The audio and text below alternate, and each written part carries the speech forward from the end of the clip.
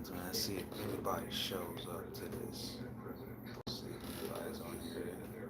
If you're joining me, it's 4 o'clock and it's almost 5 o'clock in the morning. Coming to you live from the hospital. I just come on here to tell y'all about what might be happening right now. Again, I'm used to talking to myself at 5 o'clock in the morning. But before I get into that, I just wanted to tell you that we are close to that 1 million views. We are under 140,000 more to go. I couldn't got to this milestone that I know we're gonna hit without you. Um, there ain't nothing gonna stop us at this point. Um, just keep liking, sharing, catch up on all the videos. But I do appreciate y'all support. Pancreatitis is something, once you get diagnosed with chronic pancreatitis, this isn't something that goes away on its own. Acute pancreatitis is 100% curable. Um, the way that you get rid of acute pancreatitis is simply by resting your stomach, not eating, and they give you pain medicine and fluid. Chronic pancreatitis, the treatment is very similar. The symptoms of acute or chronic pancreatitis are very similar. Severe back pain, severe abdominal pain. Um, it's an ongoing thing. So a lot of times people will think that like you get pancreatitis, you go in the hospital and you get out, and then you're out. You're like, oh, it's better, you're better.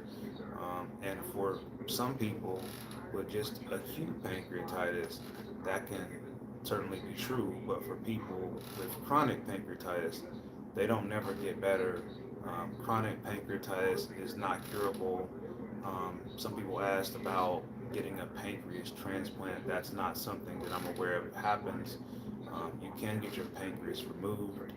Um, I've already crossed the threshold for my pancreas to be removed, although I'm not currently seeking for that to happen. Um, your pancreas is a vital part of your digestive system. Works in accord with your gallbladder and your liver. I do not have a gallbladder. The reason I don't have a gallbladder is because I had gallstones that was undiagnosed for years before they figured out that was wrong. When they finally took my gallbladder out, they couldn't get all of it out. They left a little piece inside my liver, which is believed at one point to be the cause of why I was having some pancreatitis issues. But now they're saying that ain't it. They're saying that this particular pancreas thing is rare. Um, Pancreatitis in general is very common, unfortunately. A lot of people are suffering from some form of pancreatitis and don't even know it, and may be masking it with over-the-counter medications. In my situation, I was masking my pancreas situation with Tums. Uh, Thought I just had like a little upset stomach here and there, and I thought I was doing something with the Tums until we started realizing how much that was costing us. We we found out these Tums weren't helping me; they were making it worse. I still didn't even know what was wrong. Just knew I had pain and stuff.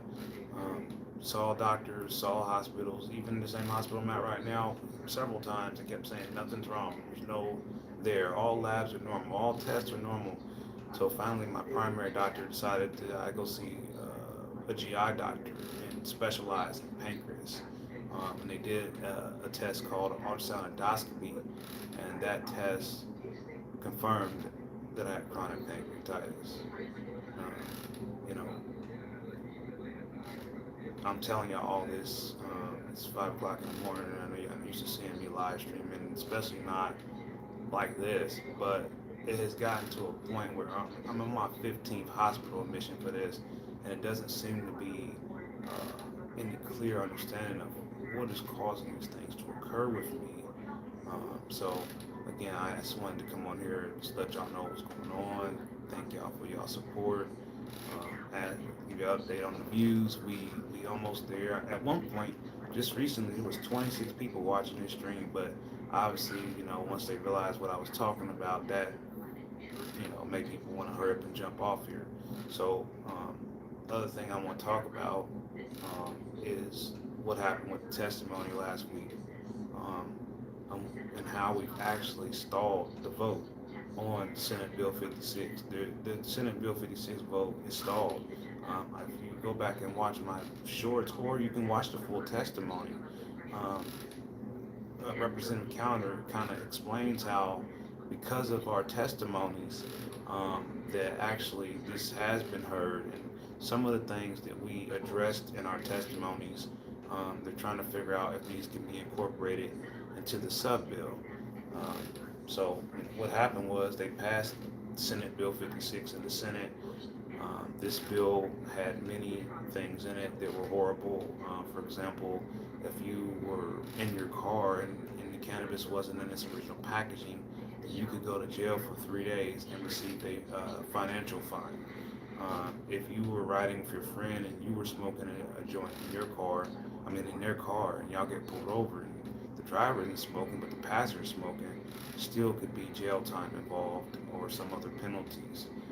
They wanted to make it to where if your employer decided to terminate you for cannabis use for whatever reason, maybe you tested positive on a random drug test or something like that, they could terminate you and put down that it was a cannabis related termination and basically block you, bar you from filing for unemployment.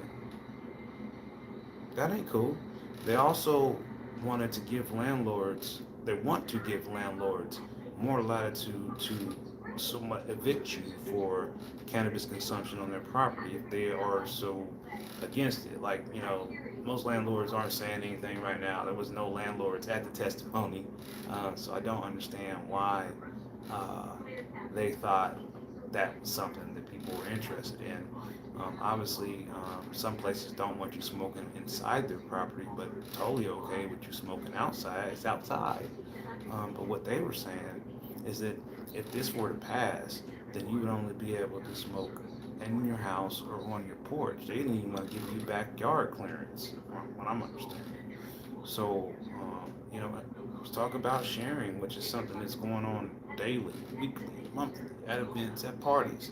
They wanted to basically prevent that from happening when they say that you can't share. Now what they're saying is that we'll be able to share as long as it's on private property, meaning, some venue that, you own or rented, or your house. Um, Also trying to get it to where um, you can give away your clones. But if you go back and watch the testimony, clones cost money to produce. It's not free. Not really. So what I asked, I didn't say introduced, but I asked, I said that home growers should be able to legally, clearly sell seeds and clones at expos and other public venue events, just like other things are being sold, like arts and crafts, and obviously we've had farmers markets already, but a lot of that has been happening under what people believe to be the farm bill. And the farm bill is talking about hemp. We're talking about high potency cannabis. Let's just say that, because hemp and cannabis is still weed, still the same thing. So what we're trying to get people to understand is that they're trying to divide a plant into two categories. They've been trying to do this for so long, and it's still weed. The only difference between hemp weed and regular weed that you get at the dispensary is that most of the hemp weed is sativa weed with a very low THC. That doesn't even mean that it won't knock you down. I've had hemp products that are quite strong that didn't have nothing in it, but it was just a good strain. So it's really a very blurred market where the focus right now is THC drinks, for example. They are considering allowing places to sell THC drinks. And then they also want to have control over that, where they say, oh, it can only be sold in dispensaries. Right now, you can buy a THC drink probably at giant Kroger's or somewhere. They sell them like nothing under the farm bill. So it's the same thing. Hey, good morning, everybody. I'm sorry if I messed up on my comments. Right, and this is something, I'm glad you said that. This is something else that I feel very strongly about is that, it's important that we have an expungement program. It's important that we have a pathway program, equity. They don't want to use the word equity, but I don't call it equal opportunity. How about that? We want to give people who have been tortured, forget the word impacted, tortured by the war on cannabis. And we have to be real. We can't make it about what somebody looks like. We got to make it about people in general. And that's what we're aiming. And that's what a lot of us are trying to push is that instead of trying to focus in on one group of what people look like and try to work it that way, we want it to be equal for everybody to get an opportunity regardless of what you look like, regardless of what you believe in, your political views, your sexual orientation. We don't want any of that to be a factor in people being able to have a seat at the table with all these other big bosses. Um, as I have said before, the goal that I'm trying to do is to get everybody to work together for success, for health, for people who are suffering. Like I said in my testimony, there's too many people that I hear from on a regular basis who are suffering from cancer and other terrible illnesses, and they have found relief in using this plan. And I have found relief in using this plan. Some of the reasons why I'm not in the hospital even more is because of this plan. I continuously tell these doctors that the plant is helping me reduce my need for any type of medications at home, pain wise, whatever. What you see behind me right now is simply just saline, it's just an IV of fluid. It's just going right in my arm, so it's not nothing scary. Um, when you have pancreatitis, one thing that they're noticing is it makes your blood pressure go up a lot. And then it drops. Like my blood pressure was up pretty high earlier, and now it's down a lot. But obviously, it's 5 o'clock in the morning. So if you're waking up, it might be a little bit different. But the plan for me right now is for them to let me talk to one of their GI doctors here in the morning, a couple hours from now, hopefully, and see what exactly else they can do. But hopefully, I could leave today, but typically, when I'm admitted in the hospital, it's usually like a 3 or 4 day thing with just a lot of monitoring, a lot of questions, and how you feel. Right now, it's just a lot of pain, y'all. It's a pain that is so intense that can't sleep. Just for me to even be able to do this video, I'm doing that in the sense that it's having y'all here, talk to some of y'all up late, some of y'all ain't. So I appreciate y'all being here. Hey Tammy, thank you for being here too. Yeah, and I'm just looking at some of y'all's comments, and like I said, the black market. Um, why can't it be the green market? That's what I'm thinking. Why? That's what happened up north. A lot of these places that was doing it illegal went legal initially when it first all started up there, and then things might change when leadership changed within the state. But overall, a lot of the people that was in the illegal operations in Michigan, they were able to get in because Michigan made their program a lot more open to um, people. And honestly, licensing in Michigan is significantly cheaper by leaps and bounds. So, like to launch a cannabis business that's putting out products that is much cheaper. Now the problem is that, and I think we heard this in the hearing, they got like 1,200 dispensaries, 800 to 1,200, something like that. Don't quote me on the exact number, but they got 5 or 6 times the amount of dispensaries we got. Well, I'll take that back. Yeah, right now, because we only have 145 or so licensed or open out of, what eventually will be what, that's something else in the sub bill.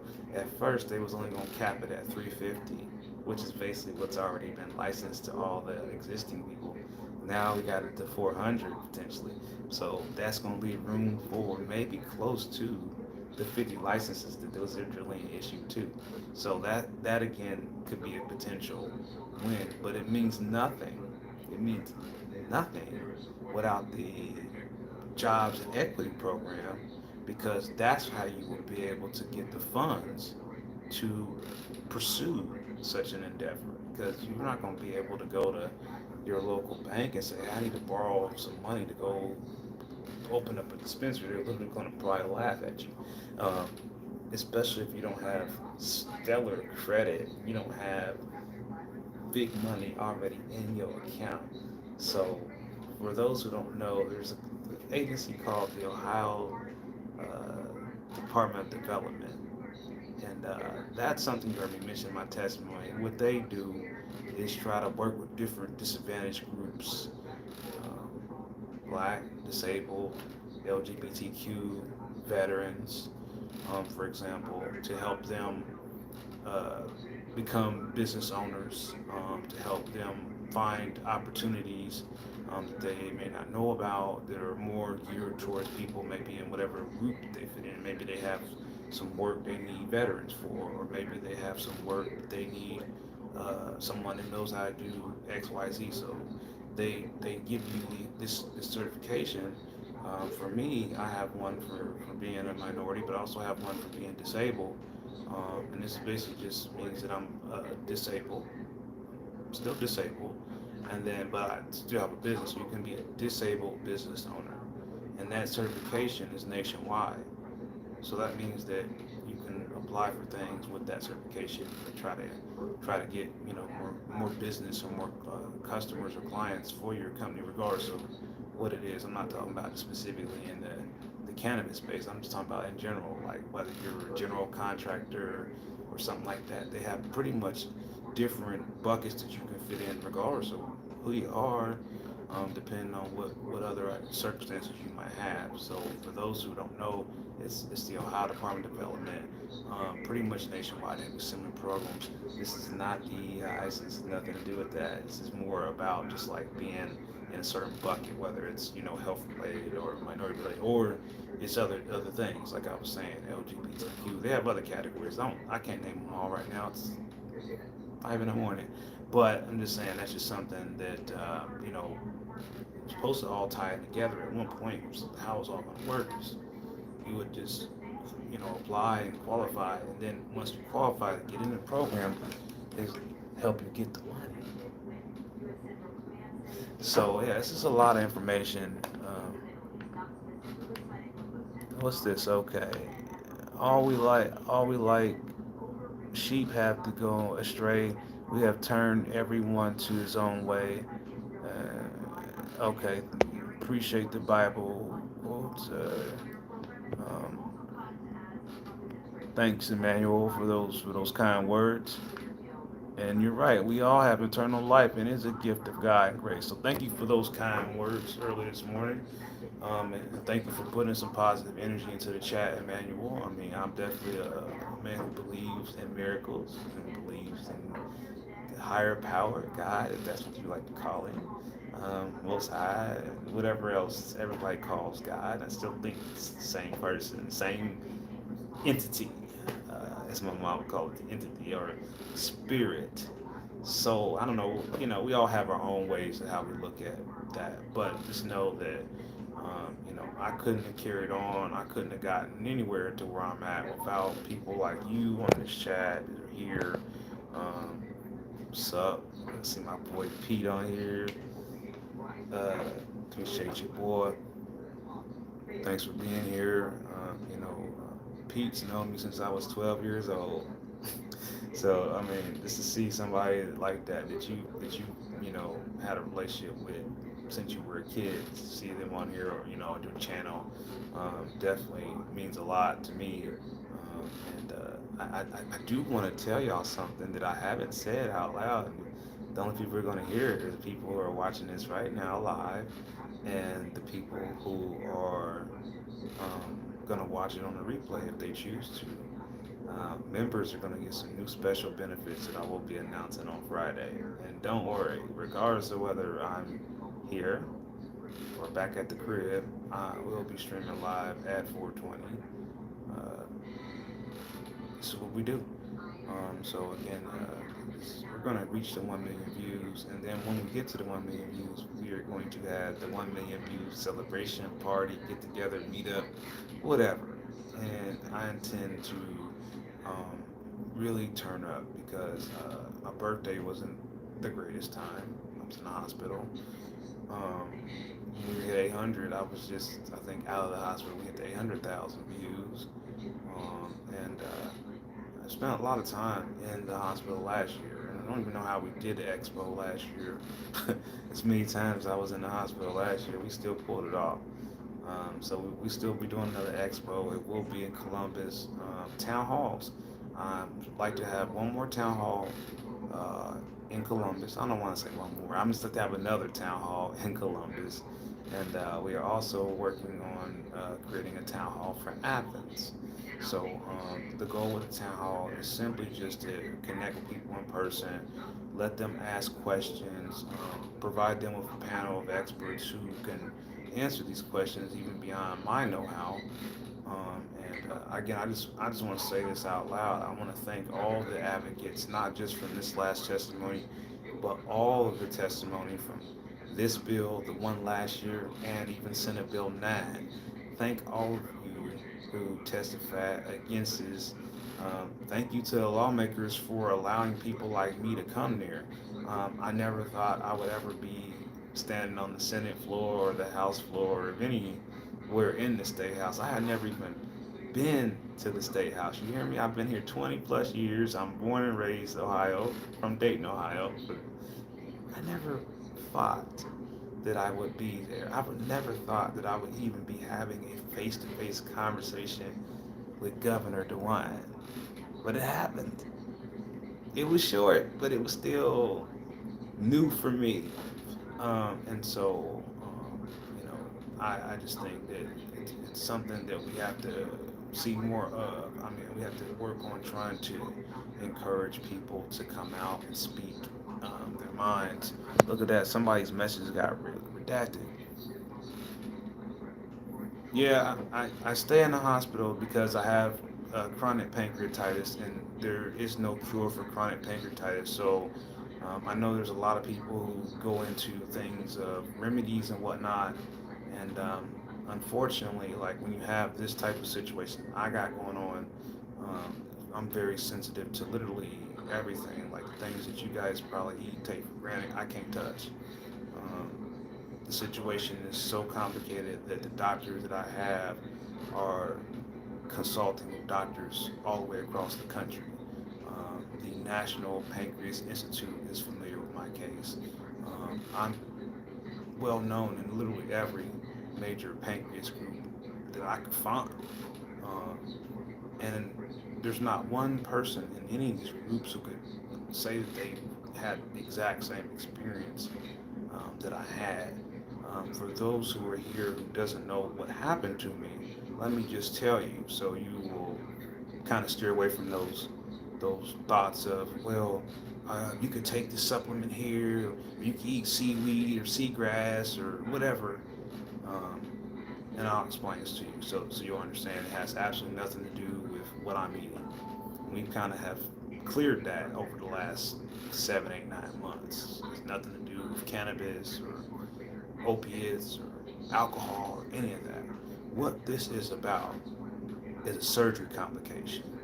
What happened was I had chronic pancreatitis. The reason you get chronic pancreatitis is from multiple episodes of acute pancreatitis. So what exactly was happening was that I was going to the emergency room and with acute pancreatitis and wasn't getting diagnosed for acute pancreatitis. Eventually, my primary doctor started to realize a pattern, which led him to have me go see a pancreas doctor, a specialist, who also was skeptical that there was no there there. But he ordered a test called an ultrasound endoscopy.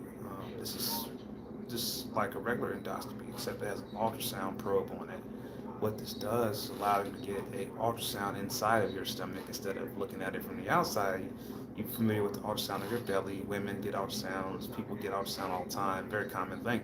But the upper, the EUS, as they call it, ultrasound endoscopy, is normally the gold standard. to diagnose chronic pancreatitis and any other things that could be going on. Um, so once they did this test, it confirmed that I did have chronic pancreatitis. They decided they wanted to do something called an ERCP. ERCP is very similar to an upper endoscopy. The difference is the ERCP is going down into your deep into your stomach, into your bile duct. Your bile duct is one of your most important parts of your plumbing, and this can have what they call narrowing, dilated, where it's so small in there that this is causing almost like a, think of it as like a water hose with a kink in it. Think of it like that. And so the idea here is to widen that up to make sure that everything is flowing. So their idea was to make a cut on the bile duct in order to relieve pressure. They did that. Pressure was relieved. My bile duct got wider, and that means that they can work on it better. However, after that procedure, 5 days later, I had went back to the hospital, been admitted, had acute pancreatitis. What they didn't realize was where the doctor made that cut, um, it didn't ever stop bleeding, and they didn't know this for 5 or 6 days, give or take. And by the time they discovered that, I had had a significant amount of internal bleeding. It was just in there. You can just imagine like bleeding inside. You can't, and you don't know it. You don't feel it. You can't tell. And then they say, yeah, it's time to go home. They give you a bunch of laxatives. And then you find out when you have a bowel movement and it comes out black, it's motor oil. Then you know you have a problem. And it ain't got nothing to do with what you ate, what you did before, what the doctor said before. None of that. None of that matters. You are now in critical condition when this is happening. Your life is in jeopardy. Okay. Um, so once I realized that, and they couldn't even put my clothes back on because it was bleeding so much, um, I had to go into survival mode, and I didn't tell none of y'all about what was going on. I kept all this from y'all because I didn't want y'all to worry. I didn't want y'all to freak out. I was freaking out. I didn't know what to make of the situation. I'm like, what? So once they confirmed what was suspected as internal bleeding, they decided they had to do another ERCP. And when they did that next ERCP, they put what they call an endoscopic clip at the site where they cut me in. And that worked. However, ever since they done that, I keep getting pancreatitis flare-ups again.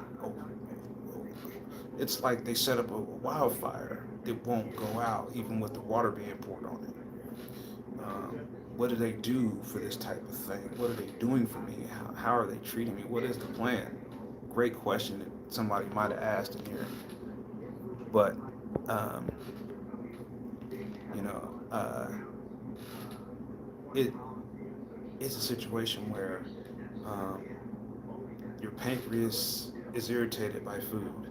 So they basically make you not eat, and then they just give you fluids like you see here, and then pain medicine.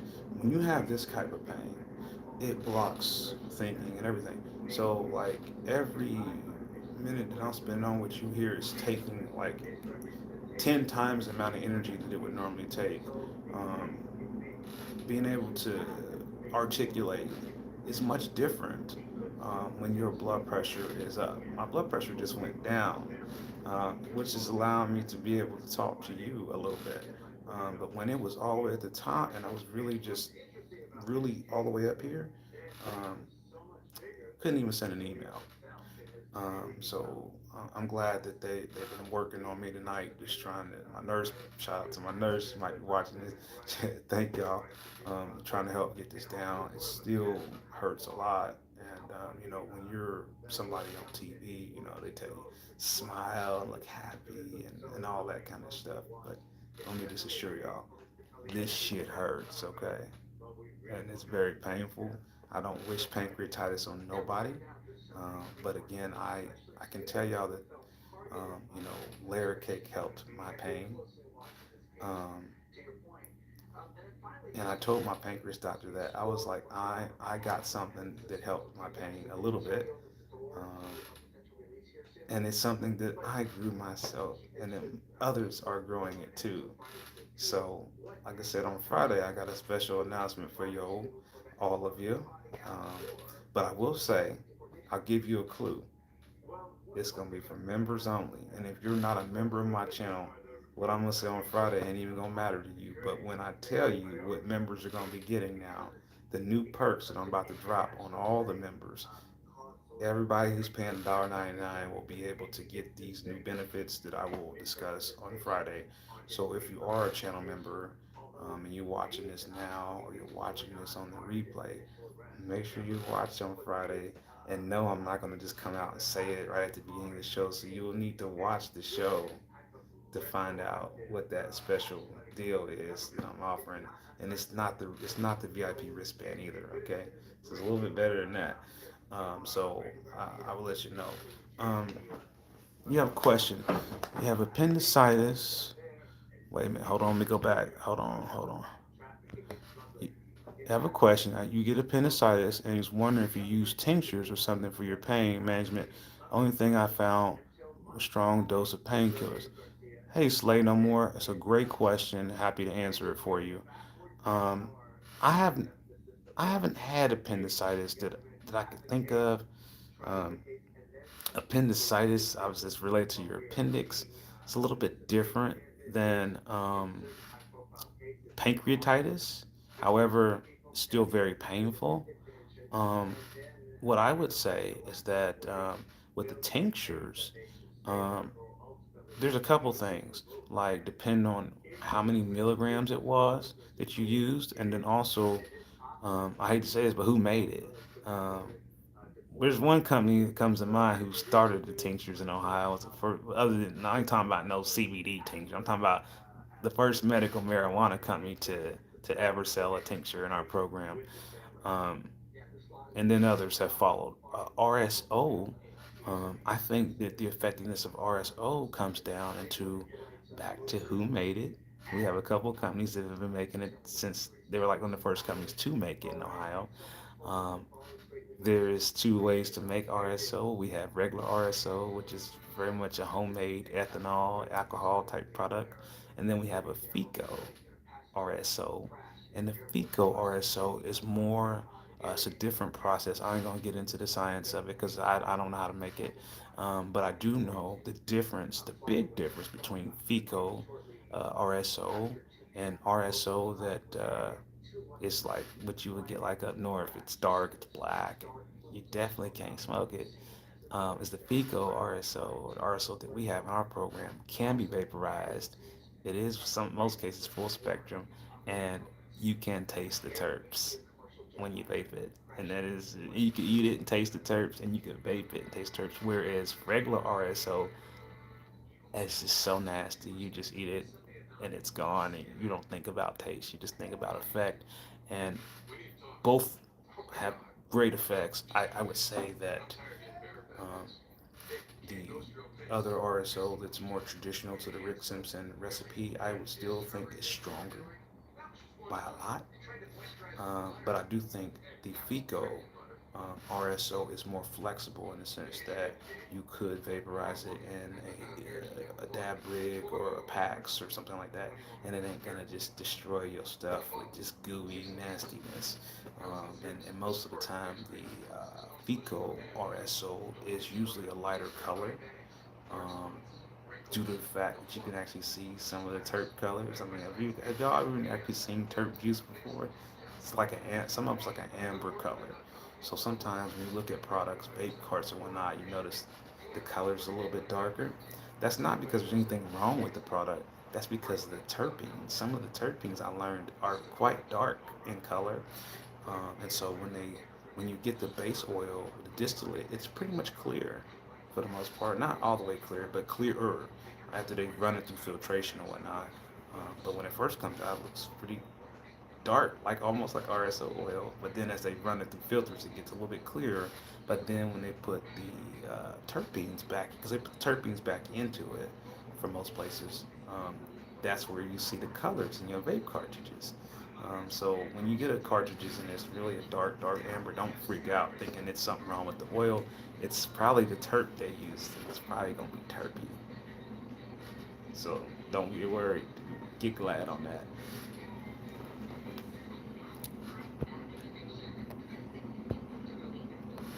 Pancreas voice to text did me wrong. Understand, my brother. Understand. No, that happens.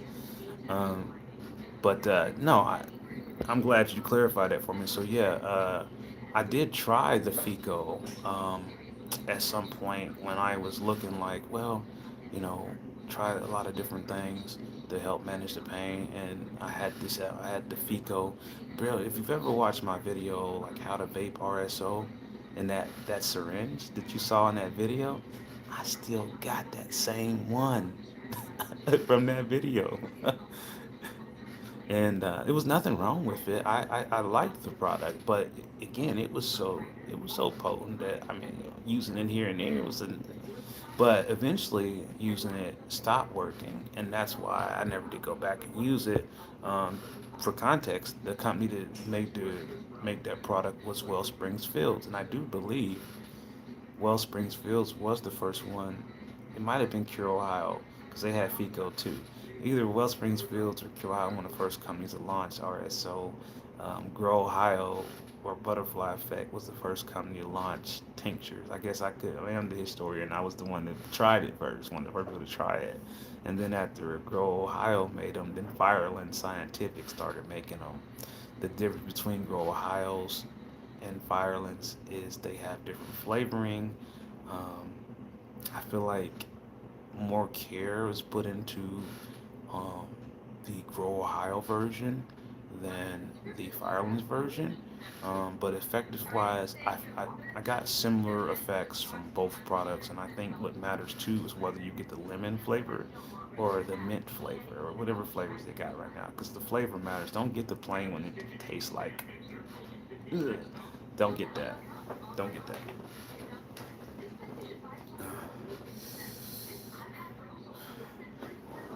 Let's see what else are y'all saying here. Cleveland Crowsman, hey, good to see you. I'm always happy to see my good folks from Cleveland on here. Shout out to my folks in Cleveland. Can you use this is another great question, Tammy, and I'm glad we're having this discussion.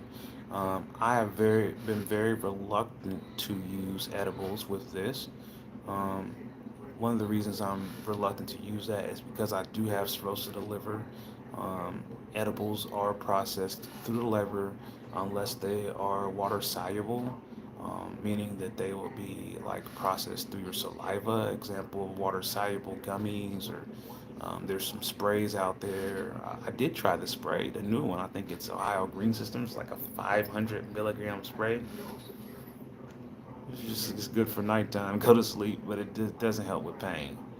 Um, yeah, I'm hoping that too, man. The plan, like I said, is hope to talk to the GI gastroenterology doctors here shortly to try to figure out if the constipation that I'm experiencing is messing with my pancreas. That's really what I'm trying to figure out at this point because about 7 days, 8 days now ago, I started having like constipation and real bad pain that didn't make sense.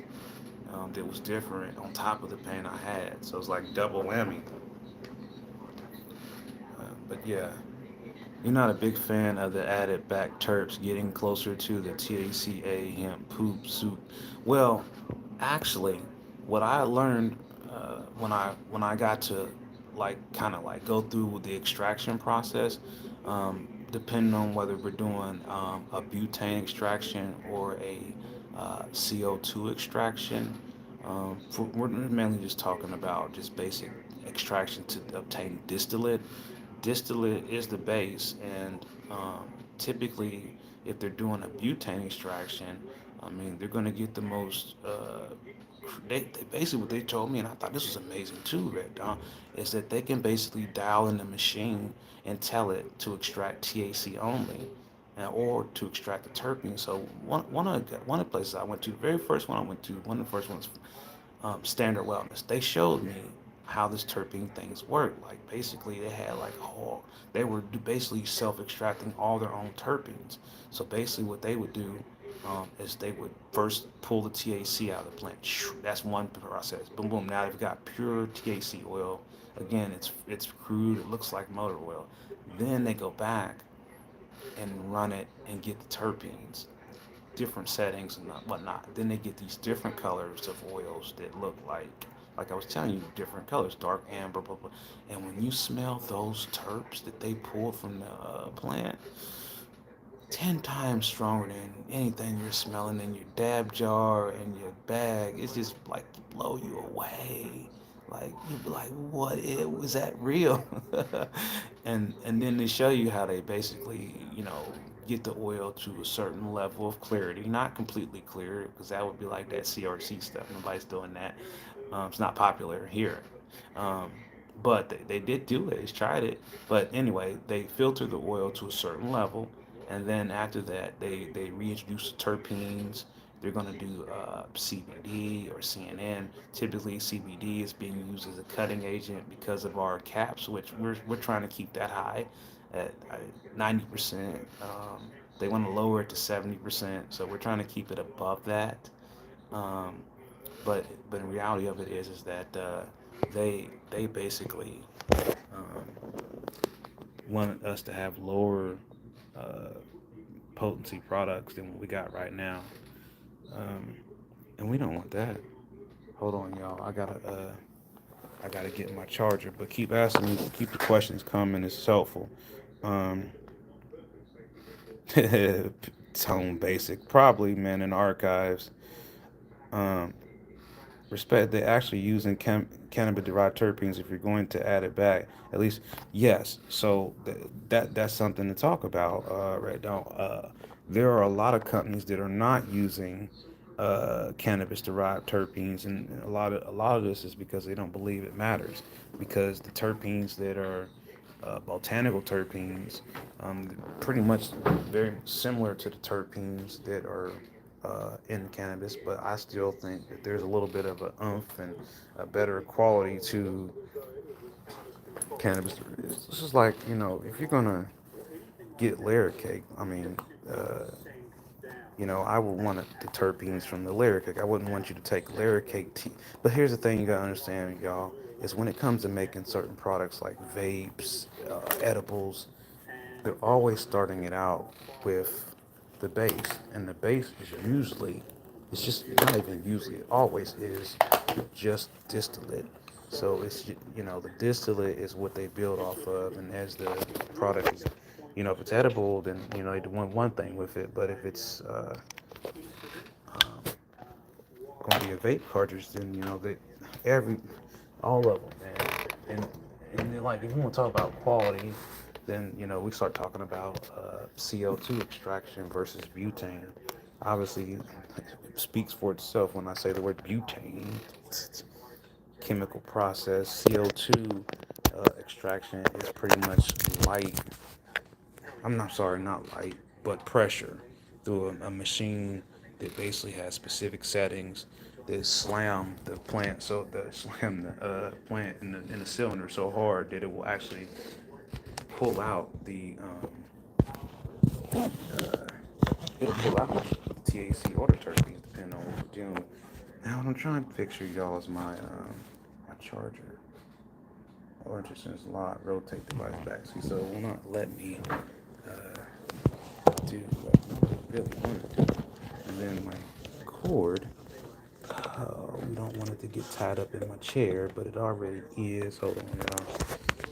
Make sure y'all do me a favor, man, and smash the like, subscribe button. I ain't saying necessarily to share this video, because anybody who knows these videos like these could self-destruct and disappear off the internet or become members only videos.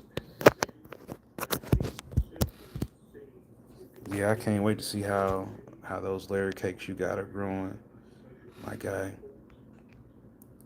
So one thing I want to just tell y'all is that you know if we can get to this 1 million views, um, I'm trying to have this celebration at my house, and the reason for that is because of pending rules. Like they basically say that we're gonna have trying to fix it so I can keep this up there, but it's not gonna let me. I'm gonna hold it so my phone can charge. Oh wait a minute, hold up. I got an idea, y'all.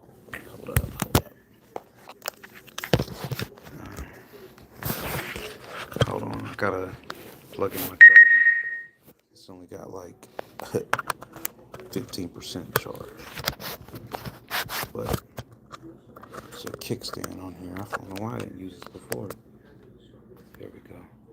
Let me see. It should be charging. Let me see. Yeah, we were at 2% battery, y'all. So we was about to lose it. So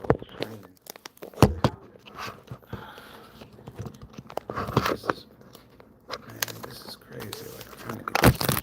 There we go. They say don't do the black cover, but literally can't with Anthony because he's open book. Well, I've heard that before, but like a lot of times when you're dealing with this type of situation, man, you have to use. Excuse me.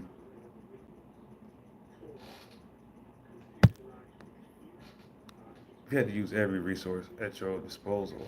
And one thing that I'm gonna teach all of y'all right now, this is gonna be the lesson for today. Everything is content. Your life, your art, your pictures, what you do with your friends and family, the parties you go to. Your life is content. Um, Part of becoming a public person, like you just said, is being able to be honest with your audience, the people you're talking to, and being open and letting them know that first of all, you're you're not just here to output, talk, you, but you also are here to listen. And that's something that I have spent the last several years really working on is listening to my audience, uh, listening to people who I don't even know. Sometimes people say bad things about me. That's what happens now when you're out here. You know your face. You're on TV. You're on the internet. People be talking shit about you. It's just how it is. So you get used to it. You learn that a lot of times people are just trying to test you, see what you might do, or if you're gonna crack under pressure. So, even in this hospital situation, I'm constantly being challenged, watched. Even earlier, the doctor didn't even believe that I was in pain.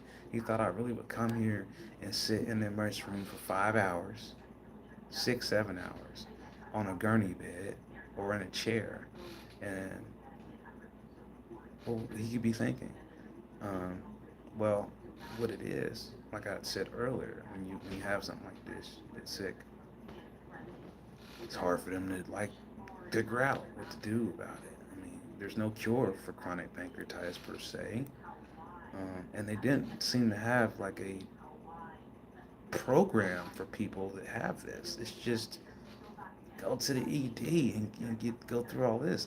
They literally don't have like a program. You say, well, what's a program where you? The only thing they will do is give you this medicine that's supposed to help you have more enzymes. But what they don't want you to realize is that this medicine is hard to come by. It's $1,000 for each 100 pills. $2,000 prescription now they telling me I need. $2,000 for an enzyme. We ain't even talking about pain medicine. We're not talking about diabetes medicine. We're not talking about cancer medicine. We're talking about pancreatitis medicine. $1,000. Here's the other straight up crime with this. They're only giving you a 17-day supply for a medication you need to take every day, maybe for the rest of your life. So they give you 17 days, and then they say, well, we're not going to waste the other pills because you don't need another 100. You only need 80 to make your prescription. So they're like refusing to give me the other part of my prescription because they don't want to waste the 20 extra pills. They claim that they uh, have a short uh, shelf life. So once they're open, so then I start thinking, wait a minute, are you telling me that my crayon could be deteriorating once I open it? So it could be like maybe less effective or not effective at all. It's, if these enzymes are what they're saying they are, then enzymes are what somewhat alive. Are they alive? Are enzymes alive, Pete? Somebody hit the Google on that, because I surely use something like that in my grow. They say it's alive. So that's certainly a question, man. A certain question, but no, that's exactly how. Well, see, it's like the company, Cleveland, the company that is making this product is only packaging it in 100 pill increments on purpose. This is a medication that has a worldwide shortage. This is a medication that is like the one of the number one go-tos for anyone who has pancreatitis problems. Um, One thing that I have been questioning is its ability to create constipation. And I question that because I all of a sudden became constipated without any real reason. And so I've been asking in my support groups, has anyone else had constipation with this enzyme? And guess what? People were saying yes. So right now I'm on this medicine called Creon. You can look it up. Very interesting story about it. But then people were talking about another medicine called Zimpep. Again, these are all, I'm against pills in general. If y'all haven't figured that out yet, doctors hate that. They come in here, you guys tries to give me oxycodone. I was like, no, sir. He was like, I said, no, sir. He says, what do you mean? I said, no, sir. That's been removed off my record for over a year. I can't take that. He was like, why not? Because I got pancreatitis, brother. He's like, but that's a payment. I said, I cannot take it. Look it up. Go look at my file. He goes, well, I've never given anybody anything else. What are they giving you for take home for pain? And when I told him, he was like, he went, he was like, well, I can't do that, man. I can admit you and give you pain medicine. I was like, that's fine. I was like, but most importantly, I want to talk to the GI doctor here, tell him what's been going on the last 7 days, and let them look at the situation and let them call my pancreas doctor and talk to them and say, this is what he's been going through the last 7 days. Saw the primary doctor. He said he talked to you, talked to urgent care doctor. What exactly could be happening with him right now? And blood work's normal. We're stumped. This is where teamwork comes in.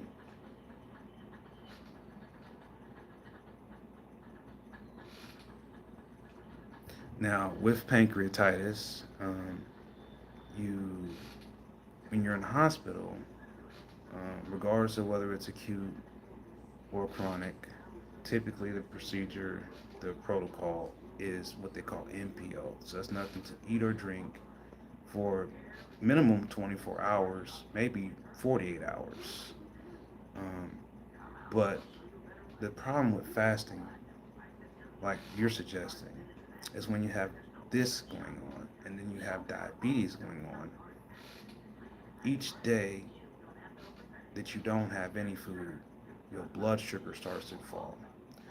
And when you have pancreatitis in particular, it can actually affect your blood sugar in a very dramatic way. Like I remember one time, called me up in the middle of the night, 10 o'clock at night, hospital calls. How you feeling? I said, man, stop asking me stupid questions, man. You already know I'm feeling bad. Why you asking me a dumb question? Well, because your blood sugar lab got alerted to us. This is the doctor calling. This ain't the nurse. This is the doctor. He was like, I need to make a decision. I was like, about what? He was like, where you need to be going right now after this